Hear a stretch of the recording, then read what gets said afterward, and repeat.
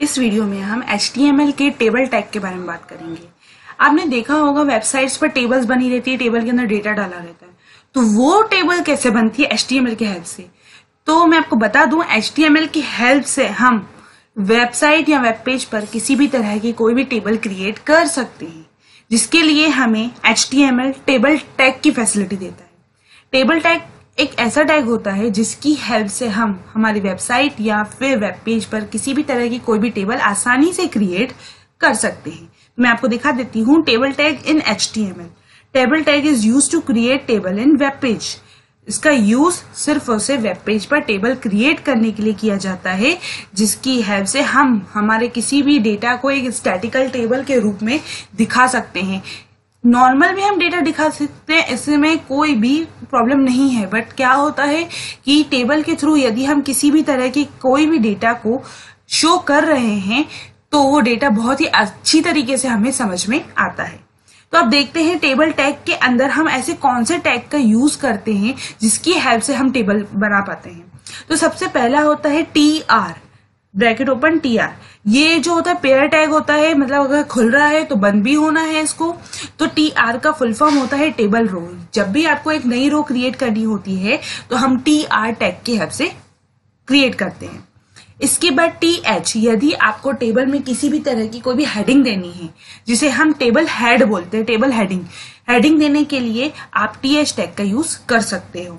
इसके बाद आता है TD, मतलब जो भी आप टेबल में डेटा डाल रहे हो तो वो डेटा कैसे शो होगा, तो उस डेटा को शो करने के लिए आप TD टैग का यूज कर सकते हो। दोनों में TH और TD दोनों में ज्यादा अंतर होता नहीं है, नॉर्मली होता है। बस TH में क्या होता है, जैसा कि इसका फुल फॉर्म टेबल हेडिंग है, तो TH में क्या होता है कि जो आपने जो भी डेटा दिया रहता है TH में, वो थोड़ा सा बोल्ड तरीके से दिखाई देता है। तो चलिए अब हम इसका एक प्रैक्टिकल करके देखते हैं, जिससे हमें और अच्छी तरीके से क्लियर हो जाएगा कि हम हमारे वेब पेज पर किस तरीके से टेबल क्रिएट कर सकते हैं। तो यहाँ पर मैंने एक बना के रखा है स्ट्रक्चर अपने उसका HTML फाइल का। इस फाइल का नाम है background.html और ये फाइल जो है मेरी रखी हुई है प्रैक्टिस नाम के फोल्डर के अंदर। प्रैक्टिस नाम के फोल्डर के अंदर ये मेरी फाइल रखी हुई है बैकग्राउंड वाली।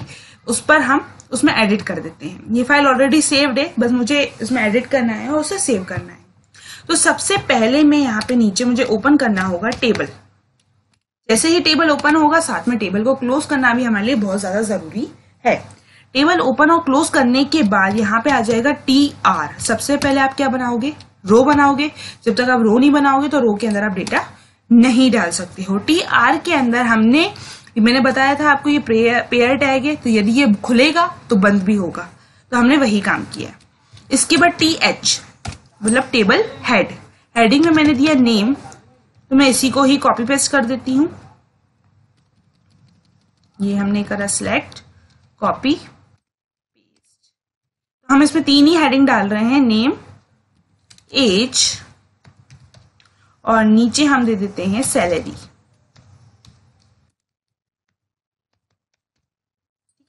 तो Ctrl+S प्रेस करते हैं सेव करने के लिए। सेव करने के लिए आपको क्या करना होगा, Ctrl+S प्रेस करना होगा। तो आप चाहें तो फाइल में जाकर सेव एस करके भी इसको एक नई लोकेशन पे नई तरीके से सेव कर सकते हैं। तो मैं यहाँ पे डेस्कटॉप पे चली जाती हूँ इस बार, और इस बार मैं इसको एक अलग तरीके से बैकग्राउंड नाम ना देकर मैं दे देती हूँ table.html।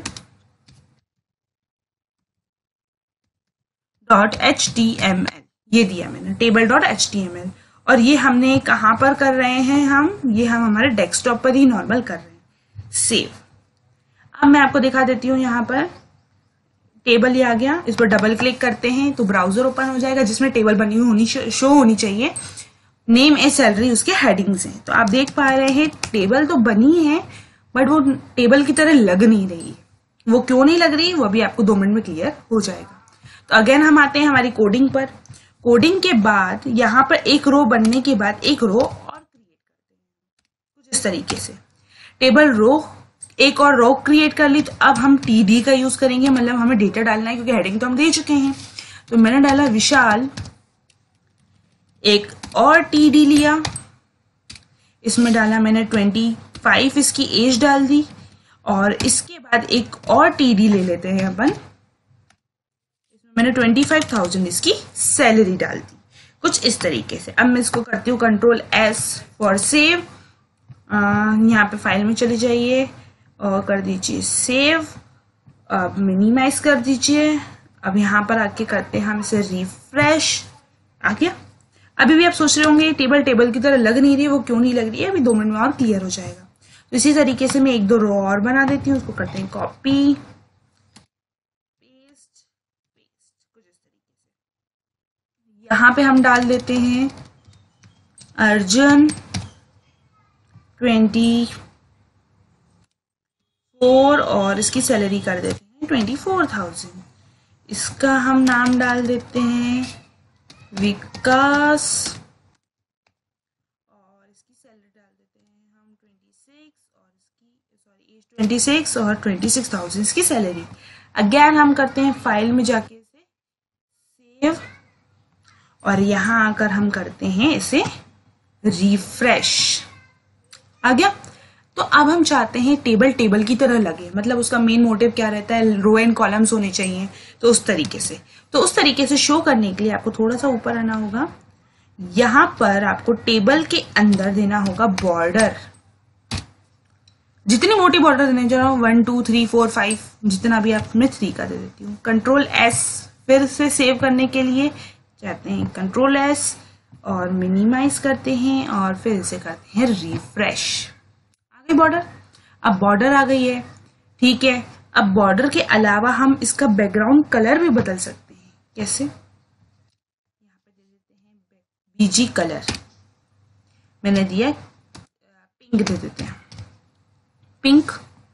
और ये फाइल में जाते हैं, करते हैं सेव। सेव के बाद अगेन ब्राउजर पर आके करना होगा रिफ्रेश। हो गया pink colour.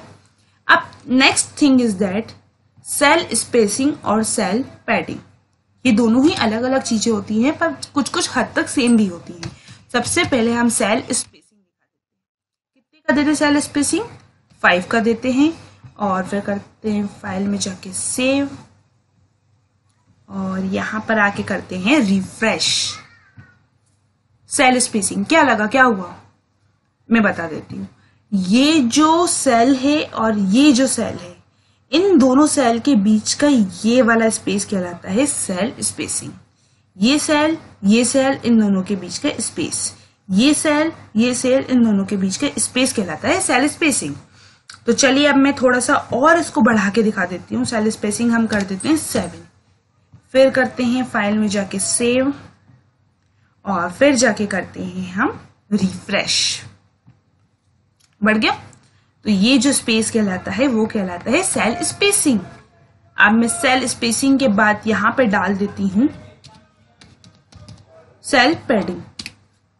Cell padding cell और उसके अंदर में रखे गए डेटा का स्पेस कहलाता है। तो मैं यहां पे दे देती हूँ पहले 3, फाइल में जाके करते हैं सेव, यहां पे आके करते हैं अगेन रिफ्रेश।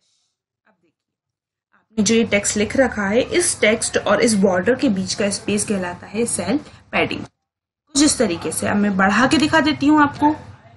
5, फाइल में गए, सेव करा और फिर आके करते हैं रिफ्रेश। बढ़ गया। तो ये कहलाते हैं सेल स्पेसिंग और सेल पैडिंग। ये सभी एट्रीब्यूट्स हैं किसके? टेबल टैग के। आप टेबल क्रिएट कर सकते हो टेबल टैग का यूज करके। इसके बाद TR से आप उसकी रो क्रिएट करते हो, TH से टेबल हेडिंग देते हो, TD से टेबल डेटा देते हो, बॉर्डर से आप बॉर्डर शो कर सकते हो। आप जितनी चाहो उतनी मोटी कर सकते हो। मैं इसको 6 कर देती हूँ अगेन और फाइल में जाके सेव करके दिखा देती हूँ एक बार और। ये आते हैं और करते हैं रिफ्रेश, बॉर्डर चौड़ी हो गई। तो इस तरीके से आप बॉर्डर पर भी काम कर सकते हो। तो ये सभी इसके एट्रीब्यूट्स हैं, border, BG colour, cell spacing, cell padding. तो आप जो चाहो, जिस तरीके की जैसी टेबल चाहो क्रिएट कर सकते हो। जितनी बड़ी जैसी आप टेबल चाहोगे टेबल टैग की हेल्प से आप क्रिएट कर सकते हो।